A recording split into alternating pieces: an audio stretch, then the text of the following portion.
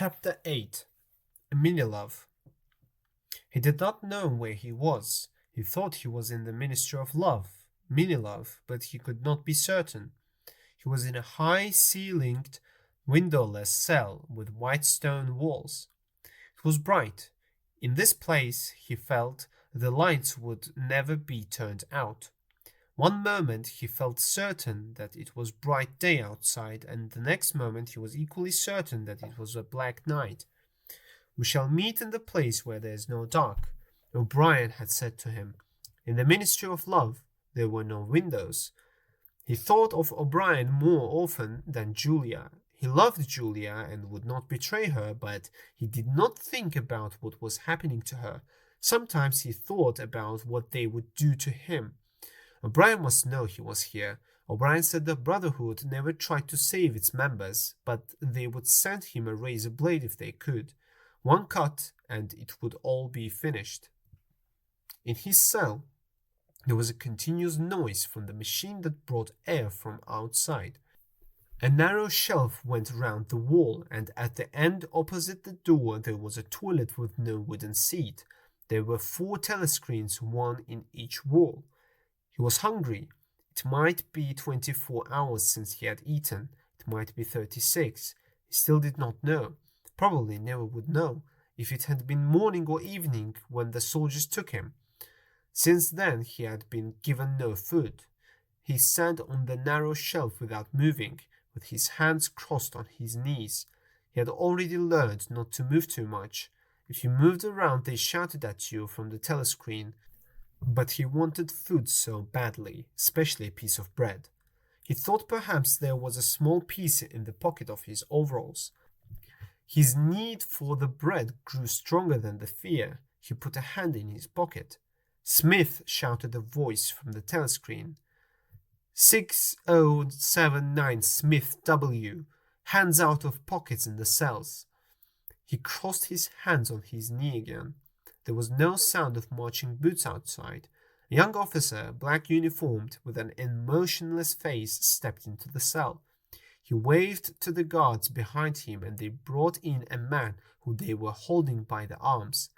It was Ampleforth, the man who rewrote poems for the party. The cell door closed behind him.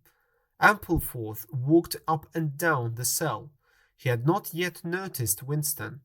He was dirty, wore no shoes, and had not shaven for several days. The hairy half-beard gave him a criminal look that was strange, with his large weak body and nervous movements. Winston thought quickly. He must speak to Ampleforth even if they shouted at him through the telescreen. It was possible that Ampleforth had the razor blade for him. "Ampleforth," he said. There was no shout from the telescreen. Ampleforth stopped walking up and down. He seemed surprised. It took him a moment to recognize Winston. "Ah, Smith," he said. "You too. What are you in for?" Ampleforth put a hand to his head, trying to remember. "We were working on a poem and I didn't change the word God. It was necessary in the poem. There was no other word, so I left it." For a moment he looked happy, pleased with his work on the poem. "Do you know what time of the day it is?" asked Winston. Ampleforth looked surprised. "I hadn't thought about it. They took me, it could be 2 days ago, perhaps 3. He looked round the cell. "There's no difference between night and day in this place. You can never know the time." They talked for a few minutes. Then, for no clear reason, a voice from the telescreen told them to be silent. Winston sat quietly, his hands crossed. Ampleforth was too large for the narrow shelf, and moved from side to side. Time passed, 20 minutes, an hour. Again there was a sound of boots.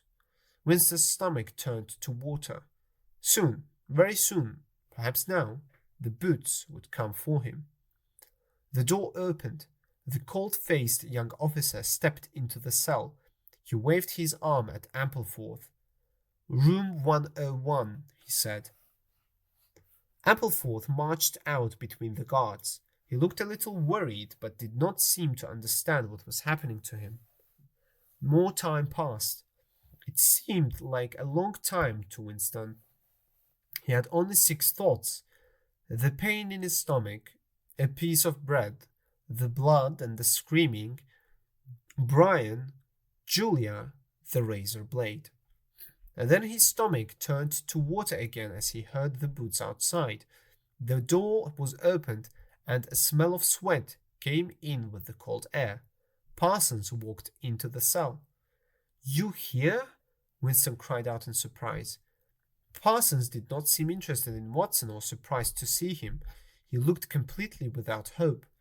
"What are you in for?" said Winston. "Thought crime," said Parsons, almost crying. "They won't shoot me, will they? I mean, they don't shoot you when you haven't done anything, just thought. And they'll know everything I've done for the party, won't they? I'll just get 5 years, don't you think? Or even 10 years? Someone like me could really help the party in prison. They wouldn't shoot me for just one mistake." "Are you guilty?" said Winston. "Of course I'm guilty," said Parsons, looking at the telescreen as he spoke. "I wouldn't be here if I wasn't. Thought crime is a terrible thing. Do you know how it happened? In my sleep. Yes, there I was, working away for the party. I never knew I had any bad stuff in my mind at all. And then I started talking in my sleep. Do you know what I said? I said, 'Down with Big Brother.' Do you know what I'm going to say to them? I'm going to say, 'Thank you for saving me.'" "Who told them about you?" said Winston. "My little daughter," said Parsons, sad but proud. He walked up and down a few more times, looking hard at the toilet. "Excuse me," he said. "I can't help it." Parsons took his trousers down. Winston covered his face with his hands. "Smith," shouted the voice from the telescreen. 6079 Smith W. Uncover your face. No faces covered in the cells." Winston uncovered his face. Parsons used the toilet loudly and horribly. The cell smelled terrible for hours afterwards. Parsons was taken out. More men and women were brought in and taken out again by the guards. One woman was sent to room 101 and seemed to become smaller and change color as she heard the words. "Comrade, officer," she cried, "you don't have to take me to that place. Haven't I told you everything already? I'll say anything, just write it down and I'll say it. Not room 101. Room 101, said the guard. A long time passed. Winston was alone and had been alone for hours. Sometimes he thought of O'Brien and the razor blade, but with less and less hope. He also thought of Julia.